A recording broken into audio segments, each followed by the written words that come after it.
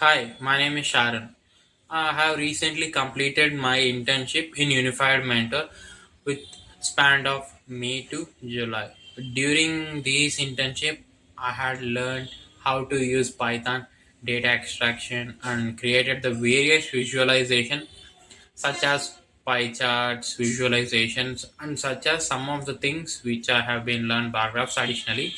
And additionally, I have gained a lot of experience on how to use Tableau, learning how to represent the data through bar graphs, pie charts, and other visualization techniques.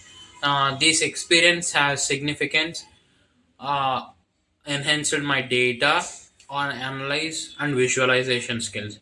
So this is the best internship which I have been present at the present perceiving stage. Okay, thank you.